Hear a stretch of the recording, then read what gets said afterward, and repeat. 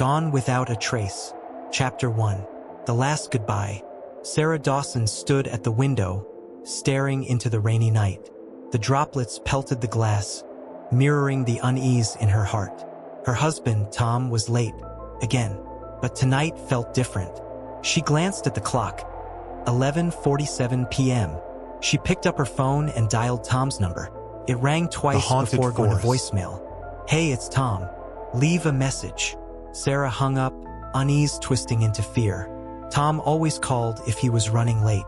She sent a quick text. "Where are you?" No response. By midnight, Sarah's concern had turned into panic. She grabbed her coat and keys, deciding to drive the route from his office to their home. Maybe he had car trouble. Maybe he was in an accident. The roads were slick, the visibility poor. Sarah drove slowly, scanning the streets for any sign of Tom or his car. When she reached his office, the parking lot was empty. She called his assistant, Karen, who confirmed Tom had left at 6 p.m., as usual. Returning home, Sarah felt a knot of dread tighten in her stomach. She dialed 911. 911, what's your emergency? The dispatcher asked. My husband, Tom Dawson, is missing. He should have been home hours ago. I can't reach him, and he's not at his office. Ma'am, how long has he been missing? Since 6 p.m. It's not like him. Something's wrong. We'll send an officer to your location. Sarah sat by the window watching the rain, waiting. When the police arrived, she explained everything. They took notes, asked questions, and assured her they would begin an investigation immediately. But as the night wore on and the rain continued to fall, Sarah couldn't shake the feeling that something terrible had happened to Tom. Chapter 2.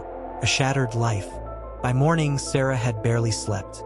The house felt emptier than ever. She sat at the kitchen table, staring at her cold coffee, when her phone buzzed. It was Detective Mark Harris, assigned to Tom's case. Mrs. Dawson, this is Detective Harris. We found Tom's car. It's abandoned on a side road off Route 15. Sarah's heart leapt. Is he? There's no sign of him, ma'am. The car doors were locked, and there's no indication of a struggle. We're combing the area. Sarah's mind raced. Tom's car abandoned?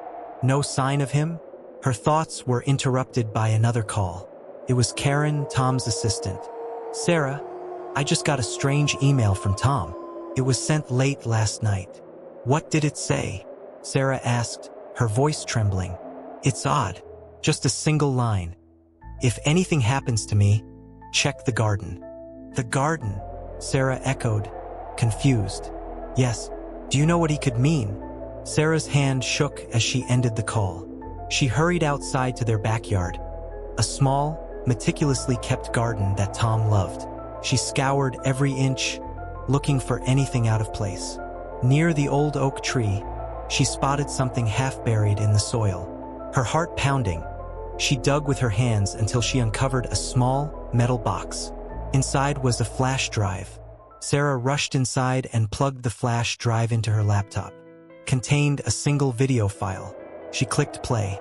Tom appeared on the screen, looking haggard and scared.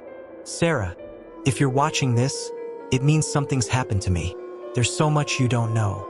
I've been keeping secrets to protect you, but now, the video cut off abruptly. Sarah tried to play it again, but the file was corrupted. Frustrated and scared, she called Detective Harris and explained what she had found. We'll have our tech team look at it, Harris assured her. In the meantime, stay safe. We'll update you as soon as we know more. Sarah nodded, but her mind was reeling. Secrets? What had Tom been hiding? And why had he left her such a cryptic message? As the day wore on, Sarah's phone rang again.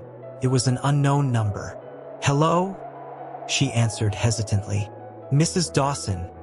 A deep, unfamiliar voice said, If you want to see your husband again, you need to stop talking to the police.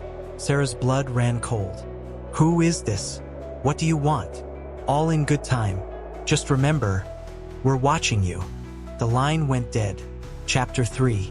Into the Unknown. Sarah's mind was a whirlwind of fear and confusion. She knew she couldn't comply with the mysterious caller's demand. She needed to find Tom, and the police were her only hope. Yet their warning was clear. They were watching her. She decided to play it smart. Pretending to comply, she avoided calling Detective Harris and instead emailed him, explaining the phone call and urging discretion. Hours later, Harris arrived at her home under the guise of a concerned friend. They sat in the living room. Sarah nodded, barely absorbing the information. Her thoughts drifted back to the video. Tom had secrets. What were they? And why were they dangerous enough to make him disappear? Harris's phone buzzed. He glanced at it and frowned. Our tech team recovered part of the video. You need to see this. He played the recovered segment. Tom's face reappeared, even more agitated than before. Sarah, if anything happens to me, go to the warehouse at Pier 9. There's a man named Jonathan. He knows everything. The video ended abruptly again. Who's Jonathan? Sarah asked, her voice shaking. We don't know yet, Harris replied, but we'll find out. Despite the police presence, Sarah felt vulnerable. The sense of being watched was suffocating. She couldn't stay idle. Against Harris's advice, she decided to visit Pier 9 herself. Disguising herself with a hat and sunglasses, she drove to the old warehouse district. Pier 9 was derelict, the remnants of a once bustling shipping hub. She parked a block away and walked, keeping to the shadows. The warehouse loomed ahead, dark and foreboding. She hesitated, then took a deep breath and stepped inside. The air was damp and musty. Wooden crates and metal debris littered the floor. She called out, "Jonathan? Are you here?" Silence. She moved deeper into the warehouse, her footsteps echoing. Suddenly, a figure emerged from the shadows. A tall, thin man with a grizzled beard and wary eyes. "Who are you?" he demanded. "I'm Sarah Dawson, Tom's wife. He said you could help me." Jonathan's eyes widened with recognition. "Tom, I warned him this would happen." "What do you mean?" Sarah asked, her fear mingling with frustration. Tom was investigating something big, something dangerous. He found out about a secret organization involved in high-level corruption and crime. They call themselves the Circle. When he got too close, they took him. Sarah's heart pounded. "How do I find them? How do I get Tom back?" Jonathan shook his head. "You can't. They're too powerful. But I can give you information. Maybe you can pressure them into letting him go." He handed her a file, thick with documents. "This is everything Tom found. Be careful, Sarah. They won't hesitate to come after you too." Before she could respond, Jonathan melted back into the shadows, leaving Sarah alone. She clutched the file, a lifeline in the storm of uncertainty surrounding her. She returned home, her mind racing. The Circle, high-level corruption. Tom had been living a double life, and now she was thrust into the same dangerous world. Back at the house, she locked the doors and windows, then opened the file. Pages of notes, photographs, and documents detailed a web of deceit and criminal activity that reached into the highest echelons of power. One name stood out: Vincent DeLuca, a wealthy businessman with a spotless public record. But according to Tom's notes, DeLuca was the head of the Circle. Sarah knew confronting DeLuca directly was out of the question. She needed a plan, allies, and above all, caution. The stakes were higher than ever, and one misstep could cost both her and Tom their lives. Chapter 4. Unseen Allies. Sarah's world had turned upside down, but she was determined to find Tom and unravel the mystery of the Circle. She needed allies who could operate under the radar, someone with both the skills and the willingness to take on powerful adversaries. Her mind flashed to an old friend, Alex Turner, a private investigator with a reputation for getting results where others failed. She hadn't spoken to Alex in years, but desperate times called for desperate measures. She called him, her hands trembling as she explained the situation. Alex agreed to meet her immediately, understanding the urgency in her voice. They rendezvoused at a quiet cafe on the outskirts of town. Alex, a rugged man in his 40s with a sharp gaze, listened intently as Sarah recounted everything. "Tom's in deep," Alex said, his expression grave. "But if anyone can help, it's me." Sarah handed him the file. "This is everything Tom found. We need to figure out how to use it against them without putting him in more danger." Alex nodded, flipping through the pages. "We need leverage, something they want more than anything, and we need to do it quietly. They're watching you, so we have to be careful." As they formulated their plan, Sarah felt a glimmer of hope. With Alex's help, she might stand a chance. Alex spent the next few days digging into the file, cross-referencing Tom's notes with his own sources. Sarah tried to maintain a semblance of normalcy, even as she felt the eyes of the circle on her. One evening, Alex called with a breakthrough. "Sarah, I found something. There's a high-profile gala in How do we get in?" Sarah asked, her anxiety spiking. "I have a contact who can get us invitations. It'll be risky, but it's our best shot." Sarah agreed, knowing it was their only option. They spent the next 2 days preparing, going over their plan repeatedly. The night of the gala arrived. Sarah and Alex, dressed to blend in with the elite crowd, arrived at DeLuca's opulent mansion. The air was thick with tension as they mingled, keeping a low profile while observing everything. Alex pointed out a side corridor leading to DeLuca's private office. "That's where we need to go. I'll create a distraction. You get in and find anything that ties him to the circle." Sarah's heart raced as she slipped away, entering the dimly lit corridor. She found the office door slightly ajar and slipped inside, her pulse pounding in her ears. The room was lavishly decorated, but Sarah focused on the large mahogany desk. She rifled through the drawers, finding a hidden compartment with a folder labeled "The Circle." She snapped photos of the documents with her phone, her hands shaking. Just as she was finishing, the door creaked open. She spun around to see Vincent DeLuca standing there, his eyes narrowing with suspicion. "What are you doing here?" he demanded. Sarah's mind raced for an excuse, but before she could respond, Alex burst in, grabbing her arm. "Sorry, wrong room," he said, his voice calm and authoritative. "We were looking for the restroom."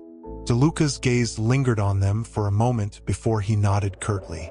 "Just be more careful next time." They hurried out, hearts pounding. Once outside, Alex sighed in relief. "We did it. Now we have what we need." Sarah felt a mix of triumph and dread. They had evidence, but they were far from safe. The circle would stop at nothing to protect their secrets. As they drove away from the mansion, Sarah's phone buzzed with a text from an unknown number. It read, "You're playing a dangerous game, Mrs. Dawson. Be careful." Sarah knew the battle was far from over, but with Alex by her side and the evidence they had gathered, she was more determined than ever to find Tom and bring the circle down. Chapter 5. The Noose Tightens. Sarah and Alex returned to his office, adrenaline still pumping. They spread the photos and documents across his desk, analyzing every detail. The evidence was damning. It linked Vincent DeLuca and the circle to a series of illegal activities, including money laundering, bribery, and even murder. "We need to get this to someone who can act on it," Alex said. "But we have to be strategic. If the circle catches wind of this, they'll disappear and take Tom with them." Sarah nodded, the weight of their discovery settling on her. "Who can we trust?" Alex thought for a moment. "There's a journalist I know, Lisa Carter. She's fearless and has a history of exposing corruption. She'll know how to handle this." They contacted Lisa, who agreed to meet them at a secluded location. Under the cover of darkness, they handed over the documents, explaining the situation. Lisa was both shocked and determined, promising to publish the story and ensure it reached the authorities. As they parted ways, Sarah felt a mixture of hope and fear. They had taken a significant step, but the danger was far from over. The next morning, Sarah awoke to a flurry of phone calls and messages. The story had broken. Headlines screamed about the corruption scandal, implicating Vincent DeLuca and his associates. The media frenzy was intense, but so was the backlash. Her phone buzzed again with a call from Detective Harris. "Sarah, we're moving in on DeLuca, but you need to be careful. He'll retaliate." Sarah's heart raced. "What about Tom? Have you found any leads on him?" "We're working on it. The pressure is on the circle now. They might make a mistake." As Sarah hung up, she received another call, this time from the unknown number. The voice was cold and menacing. "You've made a big mistake, Mrs. Dawson. There will be consequences." Before she could respond, the line went dead. Panic surged through her. She called Alex, who reassured her they would find Tom and protect her. Days turned into a tense waiting game. Sarah's life was a blur of interviews, police briefings, and constant fear. She felt the noose tightening around her, waiting for the circle to make their move. One evening, as she sat in her living room, her phone rang. It was Tom's voice on the other end. "Sarah, it's me. Tom," Sarah cried, relief flooding her. "Where are you? Are you safe? I can't talk long. They're moving me. I overheard something about a safe house in the old industrial park. Hurry." The line went dead again, but Sarah had a lead. She called Alex, who mobilized. They approached cautiously, using the shadows for cover. As they neared one of the buildings, they saw a group of men loading a bound and gagged Tom into a van. Alex signaled for silence, moving stealthily. They needed to act fast and smart. Alex took out a small, silenced handgun, aiming carefully. With precise shots, he incapacitated the guards, moving quickly to free Tom. "Sarah," Tom gasped, his voice hoarse. "I knew you'd find me." Tears streamed down Sarah's face as she hugged him tightly. "We need to get out of here," she said. With Alex leading the way, they escaped the industrial park, Tom safely in tow. They drove to a secure location, where Tom was reunited with the authorities. Chapter 6. The Final Countdown. Tom's return brought a temporary sense of relief, but the fight was far from over. The circle was still out there, and their influence was vast. Tom provided crucial information to the authorities, but he knew the battle was just beginning. "We need to dismantle the circle completely," Tom said, his determination unwavering. "They won't stop until they're taken down." Sarah, Tom, and Alex strategized with Detective Harris and the authorities. They planned a coordinated strike to arrest key members of the circle, using the information Tom had gathered during his captivity. The operation was set for dawn. The tension was palpable as they moved into position, ready to execute their plan. Teams of officers stormed the locations, arresting members and seizing documents and electronic devices. In the midst of the chaos, Sarah and Tom faced Vincent DeLuca himself. The confrontation was intense, DeLuca's calm facade cracking under the pressure. "You think you've won?" DeLuca sneered. "You have no idea how deep this goes." Tom stepped forward, his voice cold. "Your time is up, DeLuca. The circle ends here." DeLuca was arrested, his empire crumbling around him. The authorities worked tirelessly to dismantle the organization, exposing its reach and bringing its members to justice. In the aftermath, Sarah and Tom tried to rebuild their lives. The ordeal had changed them, but it had also brought them closer. They found solace in each other, determined to move forward and leave the darkness behind. Sarah received a call from Lisa Carter, who had been instrumental in exposing the circle. "The story is out, Sarah. People are waking up. We made a difference." Sarah smiled, gratitude washing over her. "Thank you, Lisa. We couldn't have done it without you." As the days turned into weeks, the dust began to settle. The circle was no more, and justice had prevailed. Sarah and Tom knew they had a long road ahead, but they faced it together, their bond stronger than ever. The end.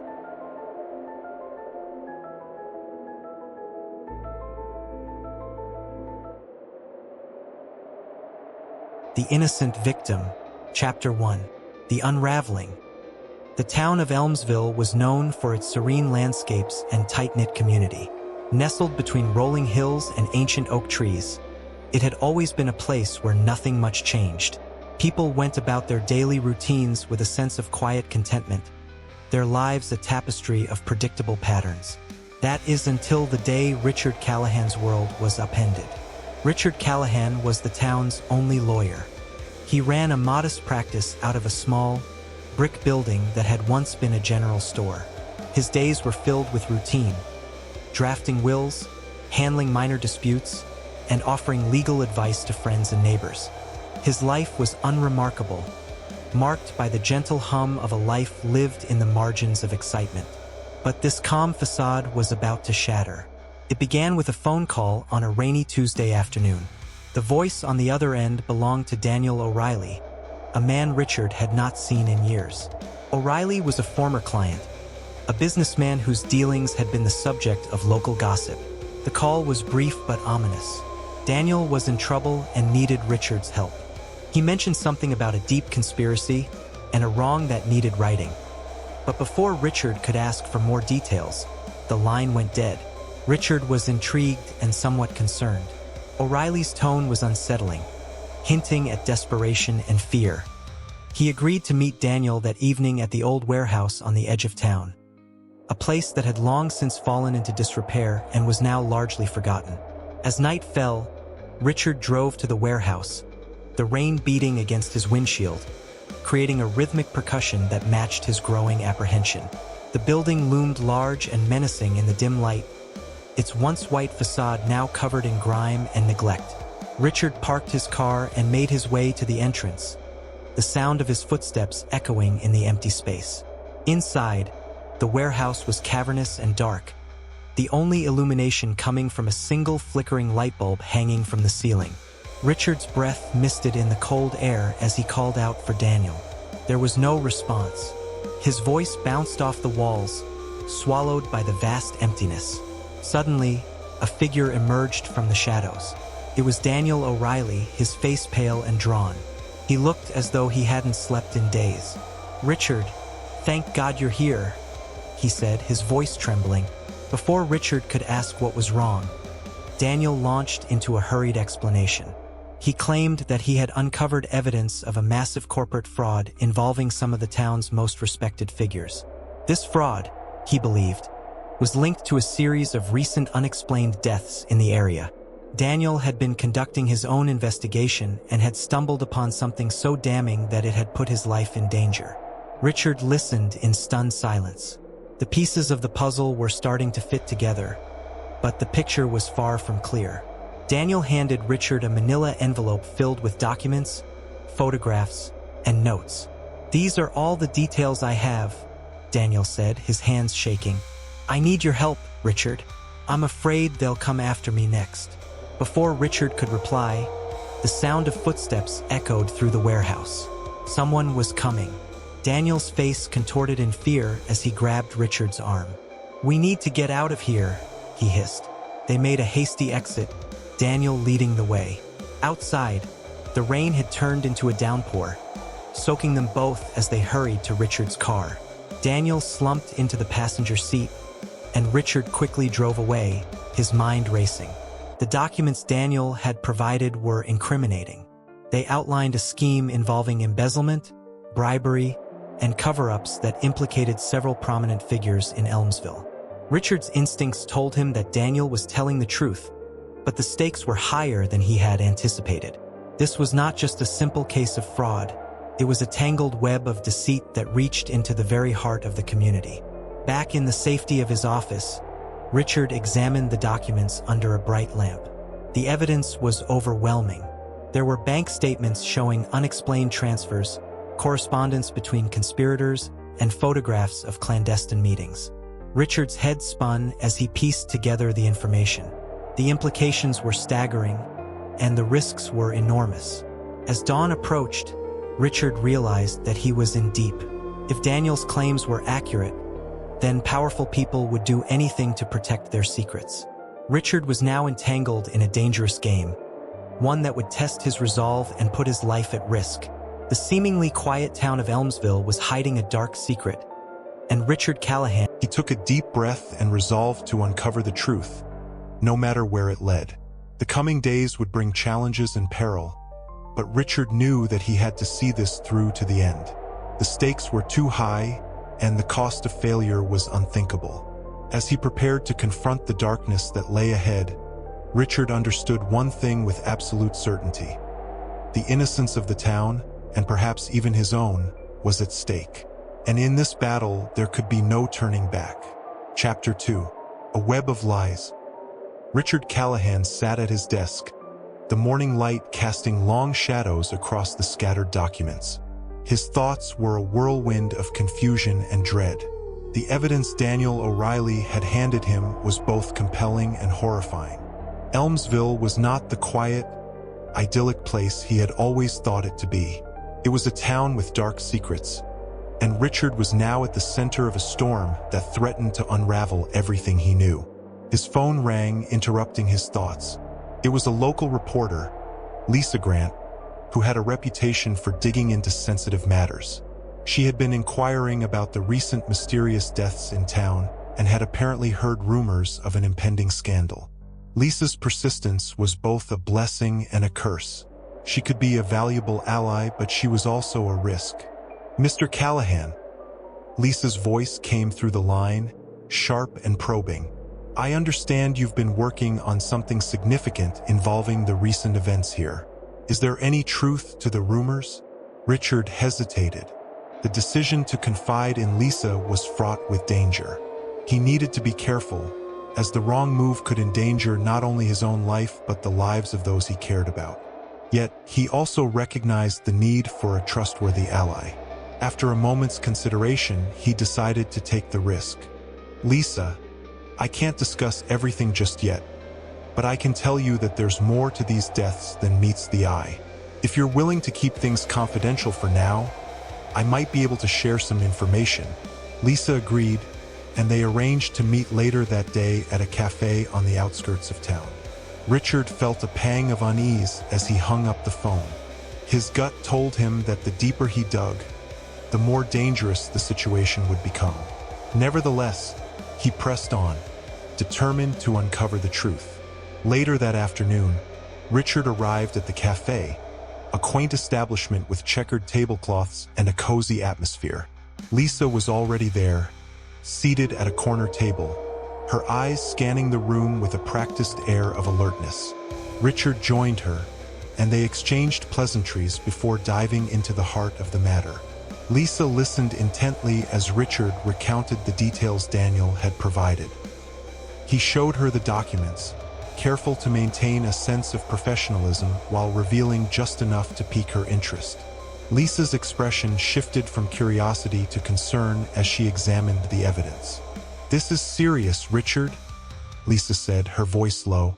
"If what you're saying is true, we're looking at a major scandal. But why would someone go to such lengths to cover this up? What's at stake?" Richard shook his head. "I don't have all the answers yet, but I suspect that the corruption goes deeper than we think. These people have a lot to lose, and they're willing to go to extreme measures to protect their secrets." Lisa nodded, her face thoughtful. "I can help you investigate, but we need to be careful. There are powerful interests at play here, and they won't take kindly to anyone who threatens their control." As they spoke, Richard's mind raced with possibilities. The more he learned, the clearer it became that he was entangled in something far larger than he had anticipated. The town's seemingly innocuous veneer was masking a network of deceit and manipulation that threatened to engulf everything in its path. The meeting with Lisa ended with a sense of cautious optimism. Richard knew that having a skilled reporter on his side could be a significant advantage, but he also understood the risks involved. He left the cafe with a renewed sense of purpose, determined to press forward despite the mounting dangers. Back at his office, Richard reviewed the documents again, searching for any clues he might have missed. The evidence pointed to a conspiracy involving several high-profile individuals, but the exact connections remained elusive. He needed more information, and he needed to act quickly. His thoughts were interrupted by a knock on the door. It was Susan, his secretary, holding a letter with an official-looking seal. Richard took the letter and opened it, his heart sinking as he read the contents. It was a formal notice of a lawsuit filed against him for breach of confidentiality. The letter was signed by a prominent law firm, and it demanded that he cease any further investigation into the recent events.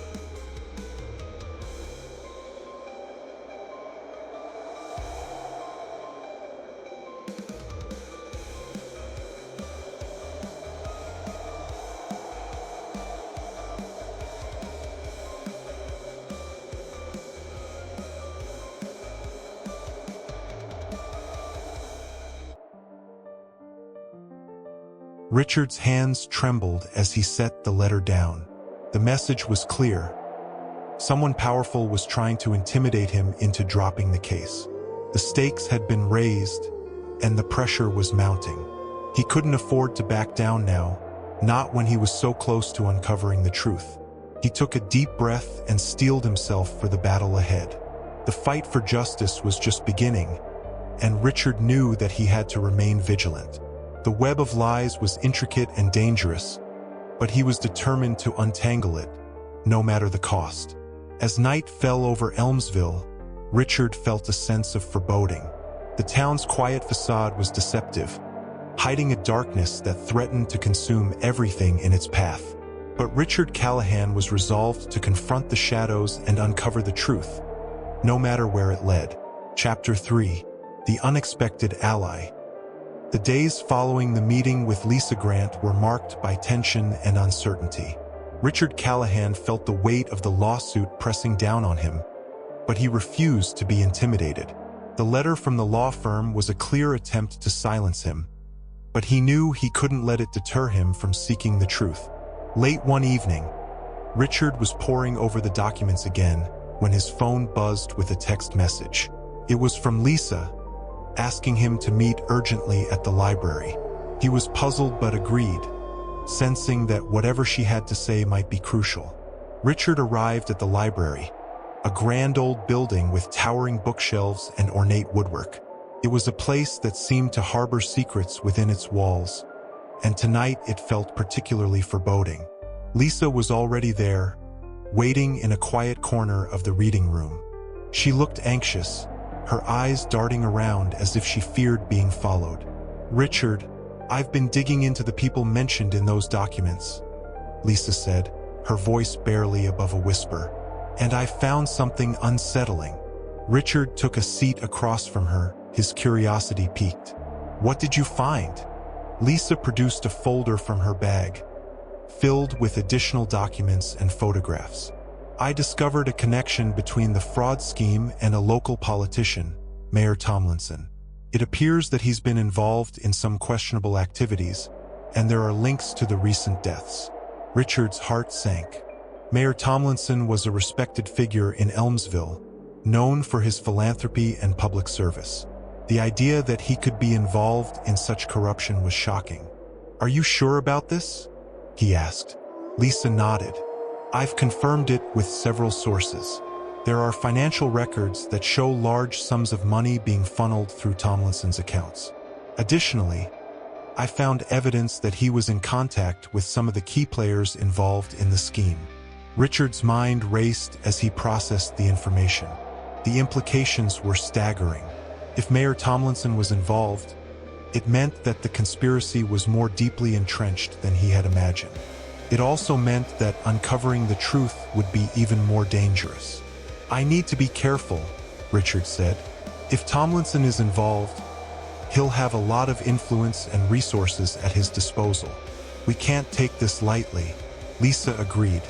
"That's why I'm suggesting we approach this differently. I've been contacted by someone who has insider information about the mayor's activities. They're willing to meet with us and provide more details, but it's risky. We need to be prepared." Richard was intrigued but wary. "Who is this person?" Lisa hesitated before answering. "His name is Nathaniel Cole. He's a former aide to Mayor Tomlinson who left under mysterious circumstances.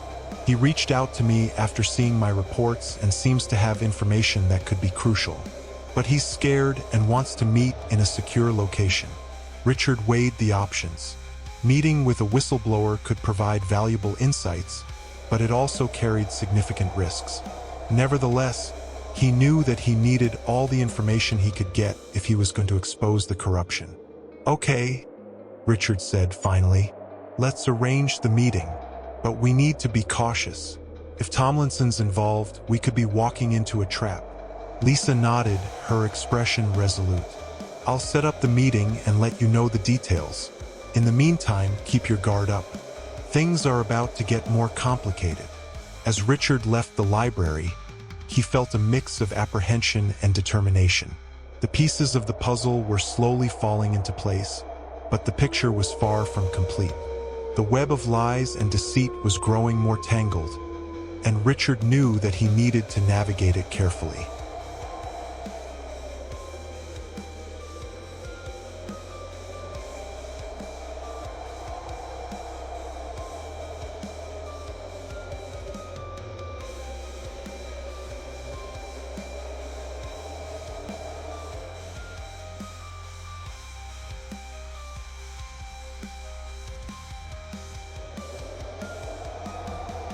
The following evening, Richard and Lisa met with Nathaniel Cole in a secluded diner on the outskirts of town.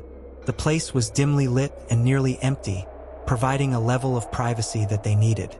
Nathaniel arrived, his demeanor nervous and wary. He was a tall man in his late 40s, with a worn face and a sense of unease that was palpable. "Mr. Callahan, Ms. Grant," Nathaniel greeted them, taking a seat at their table. "Thank you for meeting with me. I hope you understand the risk I'm taking by talking to you." Richard nodded, his eyes fixed on Nathaniel. "We appreciate your willingness to come forward. What can you tell us about Mayor Tomlinson and the scheme?" Nathaniel took a deep breath before speaking. "I was involved with the mayor's office for several years. I saw things that I shouldn't have, and when I tried to speak out, I was threatened and pushed out. The mayor's involved in a lot of shady dealings, including the embezzlement you've uncovered. But it goes beyond that."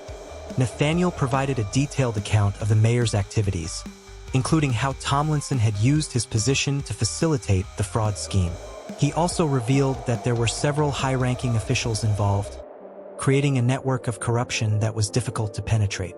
As the conversation continued, Richard realized that they were on the brink of something major.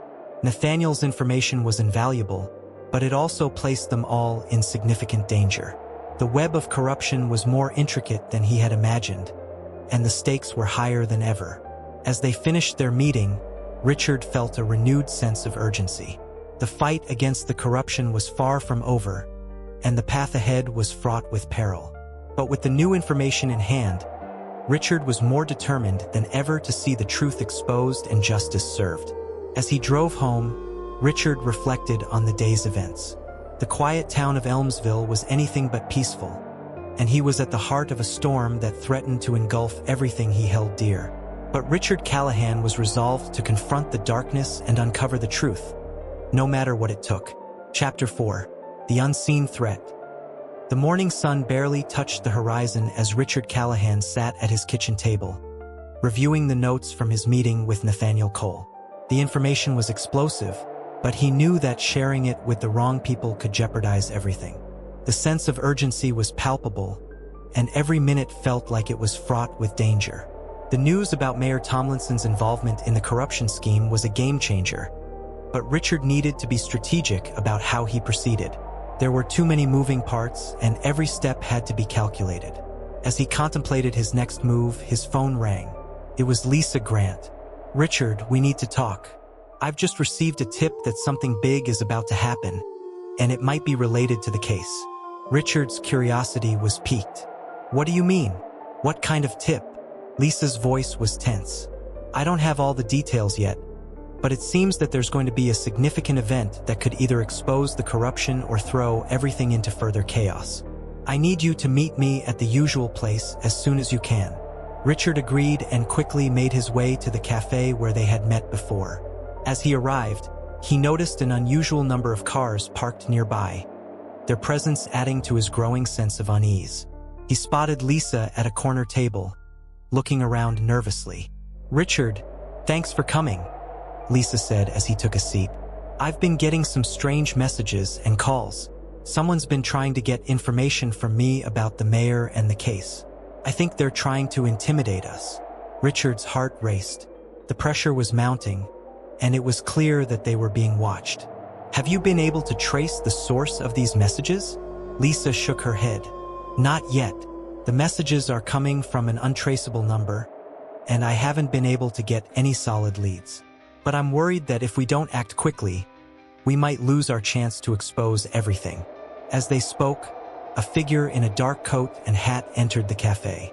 The person glanced around and then approached their table. Lisa's eyes widened, and Richard tensed as the figure drew closer. "Are you Richard Callahan?" the figure asked in a low, gravelly voice. Richard nodded cautiously. "Yes, and you are?" The figure pulled down the brim of their hat slightly, revealing a face partially hidden in shadow. "I'm someone who's been following your investigation. I have information that could be crucial, but I need to be careful. There are people who don't want this to get out." Richard's suspicion was evident. "Why should we trust you?"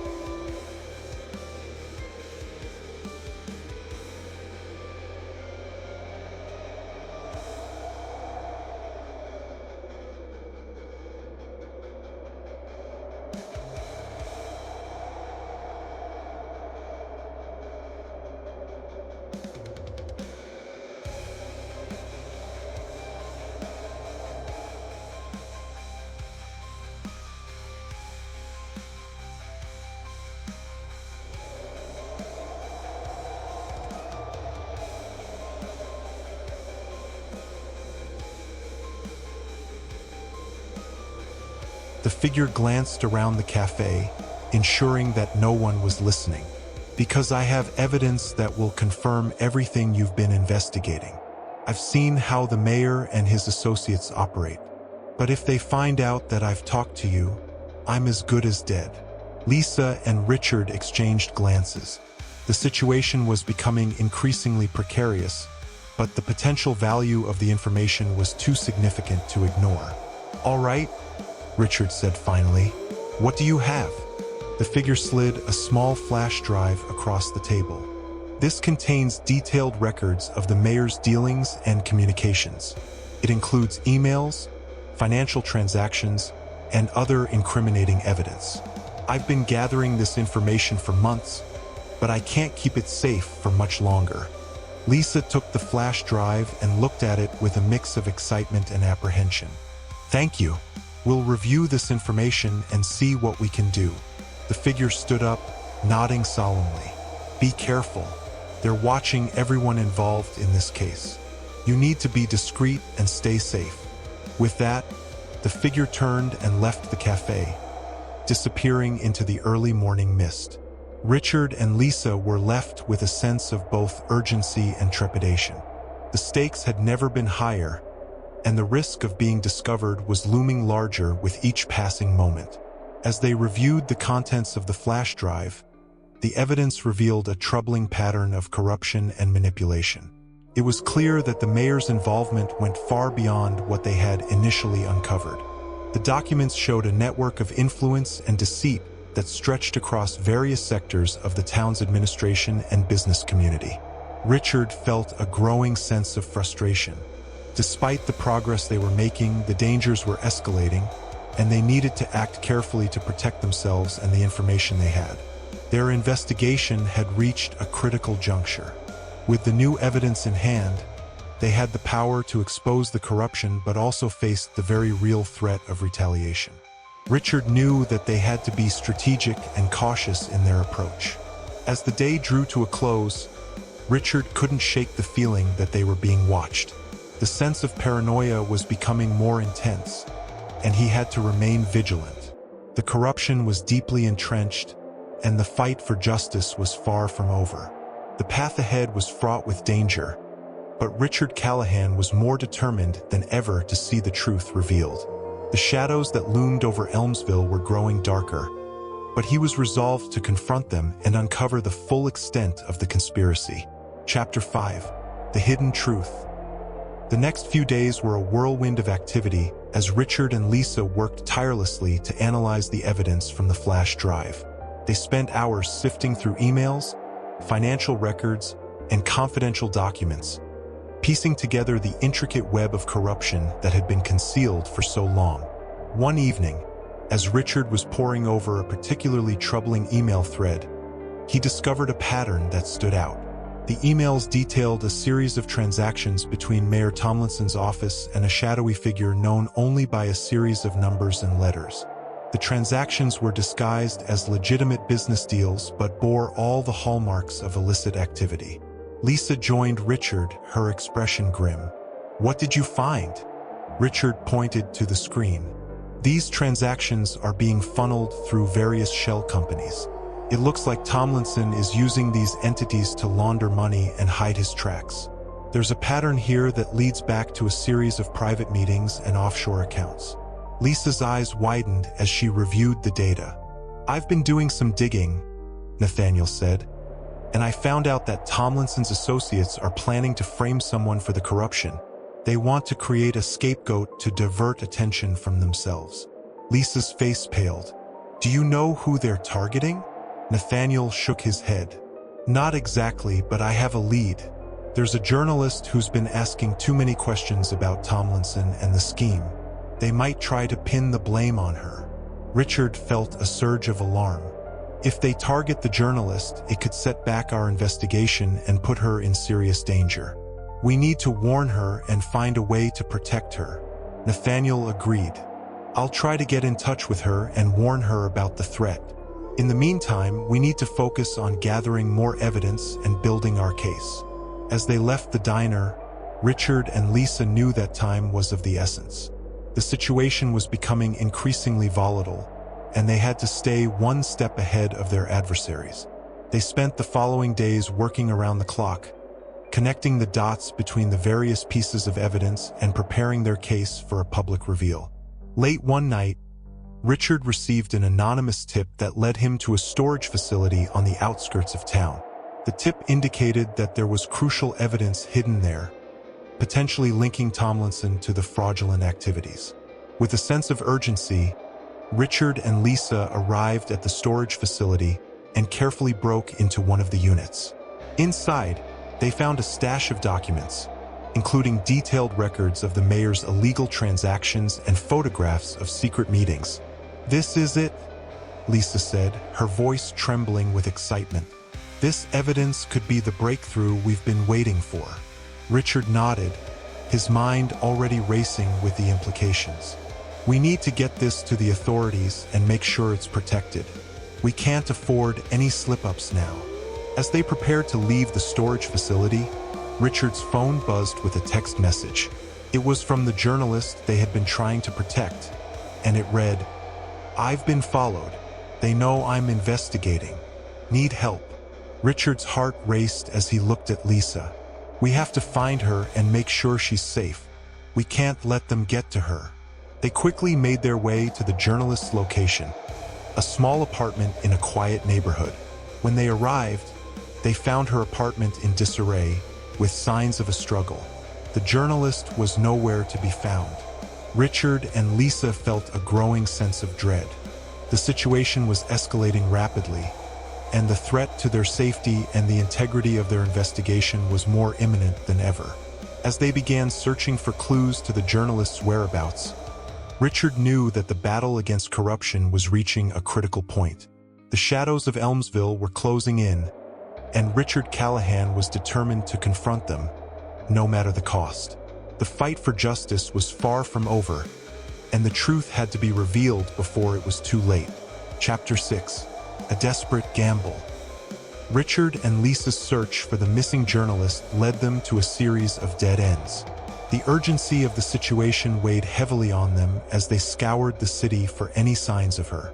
Every moment that passed seemed to draw them closer to a confrontation with the shadowy forces trying to keep their corruption hidden. One evening, as they were reviewing the evidence in Richard's home office, Lisa received a cryptic message on her phone. The message was from an encrypted number and contained a single line: "Meet me at the old warehouse on Elm Street. I have information that can help." Richard's heart raced. It could be a trap, but we don't have any other leads. We need to check it out.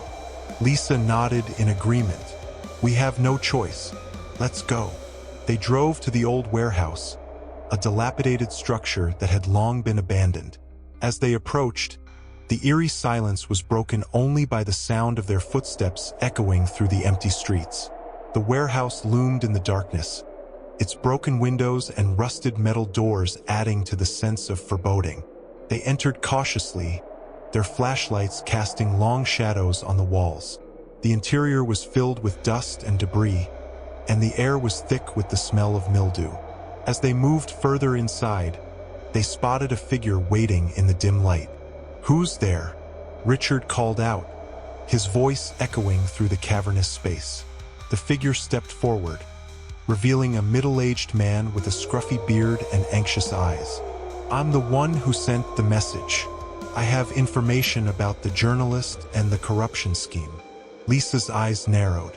"How do we know you're not working with Tomlinson's people?" The man raised his hands in a gesture of surrender. "I'm not affiliated with them.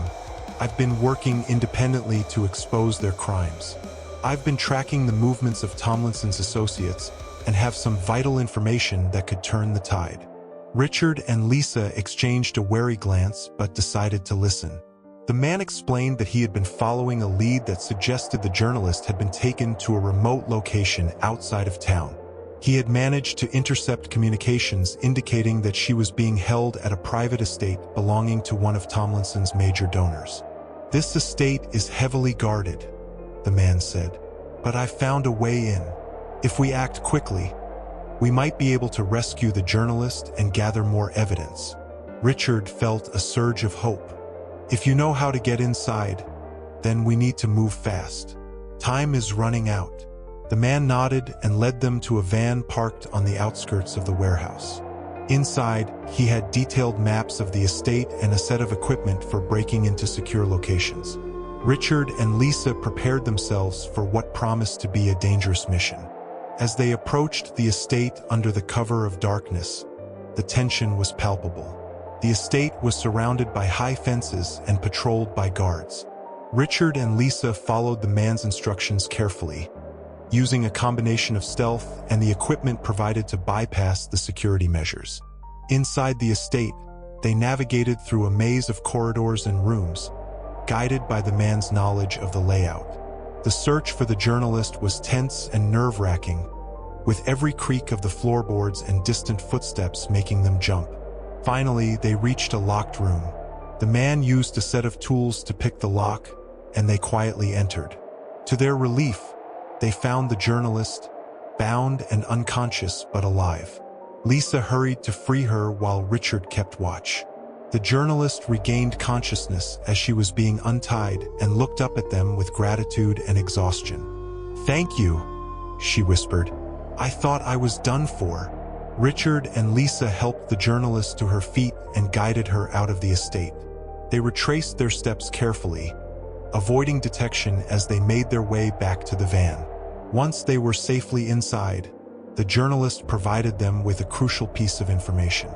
"I overheard them talking about a final plan to discredit you and destroy the evidence," she said. "They're planning to frame you for the entire scandal. You need to get the evidence to the public before it's too late." Richard's mind raced as he processed the new information. "We have to act fast. We'll need to go public with everything we've uncovered. The truth has to be exposed before they can carry out their plan." As they drove back to Richard's home, the weight of their mission was clear. They were on the brink of a critical turning point, but the risks were greater than ever. The corruption they were fighting against was determined to silence them, and they had to stay one step ahead. The stakes were high, and the fight for justice had reached a new level of intensity. Richard Callahan and his allies were ready to face the challenges ahead, but the outcome of their struggle remained uncertain. Chapter 7. The Final Countdown. With the journalist now safe and the evidence secured, Richard, Lisa, and their newfound ally knew that time was of the essence. The stakes were higher than ever as they prepared to go public with their findings. The corruption network they were up against was not only powerful but also ruthless, and the danger of their plan being thwarted grew with each passing hour. Richard gathered his team in his home office, a sense of urgency hanging heavy in the air. "We need to get this evidence to the media," he said. "We've got to ensure it's broadcast widely and in a way that's impossible to ignore." Lisa nodded, her expression resolute. "I've been in touch with some trusted journalists who can help us get the story out, but we need to be prepared for backlash. The network we're dealing with won't take this lying down." Their ally, the informant from the warehouse, looked grim. "I've been getting reports that Tomlinson's people are moving quickly. They're planning a series of discrediting attacks and are preparing to counter any public revelations. We need to be ready for a fight." Richard's phone buzzed with a message from the journalist they rescued. "The mayor's team has become aware of the leak.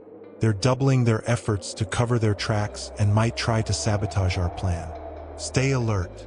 As they prepared for the imminent confrontation, Richard and Lisa worked with their network of journalists to finalize the release of the evidence. They organized a press conference and coordinated with media outlets to ensure that the story would reach a wide audience. The day of the press conference arrived, and the tension was palpable. The room was filled with reporters, cameras, and microphones, all waiting for the announcement. Richard, Lisa, and the journalists took their places at the podium, ready to reveal the truth. Richard stepped forward to address the crowd. "Thank you for coming. Today, we're here to expose a web of corruption that has been hiding in plain sight.